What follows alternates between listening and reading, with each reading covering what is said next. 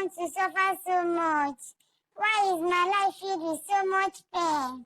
Maybe I'm not meant to be loved. Maybe this is just how God made me. Even if no one sees me, I am still here.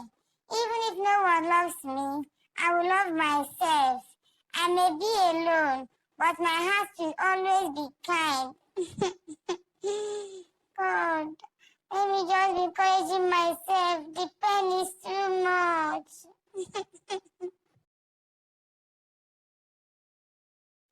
Once upon a time, in a village called Umohuru, there lived a lonely, kind-hearted young woman named Ebere. Ebere was not like everyone else. She was shorter than others, with a hunchback and a limp that made it hard for her to walk. She was often in pain, especially in her legs, and kept her head down when she moved around the village. Despite her challenges, she had a heart full of love, though no one seemed to notice or appreciate it. Ebere was a kind soul who only wanted to live in peace, but life was hard for her. Her family was not kind to her. Ebere lived with her only brother Obinna and his wife Uzo. Her brother was strong and tall, but he never treated Ebere kindly. He often looked at her with disgust, as if she was a burden. Uzo, his wife, was no better. She never had a kind word for Ebere and treated her poorly, making her to do all the heavy chores even though Ebere was already weak and had leg pain. She would beat Ebere whenever she found any excuse and often joined Obinna in making fun of her. They would often say terrible things about her appearance and tell her that no man would ever want to marry her. Her brother's words cut the deepest. He would say, "Look at you. How can you ever think someone would want you? You are a burden to this family." Uzo would nod in agreement, laughing and calling her ugly. Each time, Ebere would silently cry herself to sleep. Whenever Ebere needed water, she would make her way to the stream alone. Every step was painful, but she had no choice. She carried a heavy pot on her head, and with her leg pain, it was a slow journey, but no one in the village offered to help her, and she did not expect anyone to. When she reached the stream, other girls from the village were already there, laughing and chatting as they filled their water pots. As soon as they saw Ebere, they would laugh and point, making crude jokes about her appearance, whispering things like, "Here comes Ebere, the hunchback dwarf." They would mock, "Why don't you just stay in your house, where no one has to look at you?" Ebere would turn away, trying to hide her tears, but deep down, the words hurt. She would lower her head, trying to ignore them, but tears would fill her eyes. Ebere's only comfort was her daily work, trying to keep herself busy with chores around her small hut. She would cook, clean, and sometimes sing quietly to herself, trying to forget the pain in her heart. She held on to small words to comfort her, saying, Why? Oh, why was I born to suffer so much? Why is my life filled with so much pain? Maybe I'm not meant to be loved. Maybe this is just how God made me. Even if no one sees me, I am still here. Even if no one loves me, I will love myself. I may be alone, but my heart will always be kind. God, let me just be encouraging myself. The pain is too much. One hot afternoon, while she was cooking a pot of soup outside her hut, Chinedu, her brother's son, and his friends were playing football nearby. Suddenly, the ball flew towards her and it hit her pot, spilling her soup onto the ground. Ebere gasped, watching her food, the only meal she had for the day, spill onto the ground. She cried out in pain and frustrated, shouting, "Chinedu, look what you have done. This was all I have to eat." But instead of feeling sorry, Chinedu just laughed and ran away. But before she could say another word, Uzo, her sister-in-law, rushed out and saw the mess. Instead of asking what happened, Uzo began to yell and curse at Ebere. Look at you, Ebere, crying over soup. This is why you are useless. This is why God made you ugly and short, because he knew no one would want you. You are a burden to this family. All you do is to bring trouble. She slapped Ebere and pushed her, making her stumble and fall to the ground.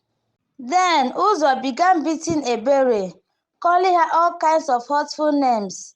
Obinna soon joined, laughing as his wife insulted his sister. With each slap, each harsh words, Ebere felt her heart breaking a little more. She wished she could disappear. She wished anyone would come to rescue her. In the middle of the beating, Ebere's heart filled with sorrow, and she whispered to herself, Why? Oh, why was I born to suffer so much? Why is my life filled with so much pain? Maybe I'm not meant to be loved. Maybe this is just how God made me. Even if no one sees me, I am still here. Even if no one loves me, I will love myself. I may be alone, but my heart will always be kind. God. no one helped Ebere. She sat on the ground after the beating, her body bruised and her spirit broken. Alone in her pain, she cried and cried until she could cry no more. She did not understand why her life was filled with so much sadness, but somehow she found a little strength each day to keep going. Seasons passed, and despite all her sufferings, Ebere carried on with her life. Then one day, something strange happened. Obinna's farm, which had always been green and plentifully, suddenly began to wither. His crops started dying, and no matter how hard he tried, he could not save them. His yams rotted in the ground, his vegetables withered, and his harvest was destroyed. Obinna was confused and desperate. His farm was his livelihood, and now it was all gone. He went from place to place, asking everyone he knew if they could help him understand why his farm had suddenly fallen to ruin. Eventually, an elder in the village told him about a powerful native doctor who lived deep in the forest. Desperate for answers, Obinna decided to visit the native doctor, hoping he would find a solution to his problems. After a long journey, Obinna reached the native doctor's shrine. The wise man sat by a fire, his face calm and serious, as he listened to Obinna's story. When Obinna finished, the native doctor looked at him with piercing eyes and said, Your troubles are not of the earth, but of the heart. You have wronged someone deeply, and until you make it right, you will know no peace. Confused, Obinna asked, "Who have I wronged, Baba?" The native doctor replied, Your sister Ebere, her heart is full of sorrow because of your actions. You and your wife had caused her pain, and until you ask for her forgiveness, nothing will grow for you. Go to her with a humble heart, beg her for forgiveness, and only then will peace return to your life. Obinna's heart pounded as he heard these words. He had never thought that his treatment of Ebere could have such consequences. With shame and regret, he returned to his village. He told Uzo what the native doctor had said, and together they went to Ebere's hut. When Ebere saw her brother and his wife coming towards her, she was surprised. They had never come to her hut before, and she was unsure what they wanted. Obinna looked at her with sadness and said, "Ebere, we are sorry. We have hurt you deeply. Please forgive us." Ebere looked at them, tears welling up in her eyes. She thought of all the times they had mocked her, beaten her, and called her names. The pain in her heart was heavy, and she said, You left me when I needed you most. You treated me like I was nothing. Like I was unworthy of love. Now, when you are in trouble, you come to me for forgiveness. Why should I forgive you? Her words were filled with sorrow, and Uzo and Obinna bent their heads in shame. They had no answer for her, but Ebere in her heart was kind. Though they had hurt her, She did not want anyone else to suffer. She took a deep breath and said, I forgive you, not because you deserve it, but because I want peace in my own heart. Obinna and Uzo thanked her, tears streaming down their faces. They promised to treat her with kindness and respect. From that day forward, Ebere felt a weight lift from her heart, and though her life had been hard, she hoped that things would be better.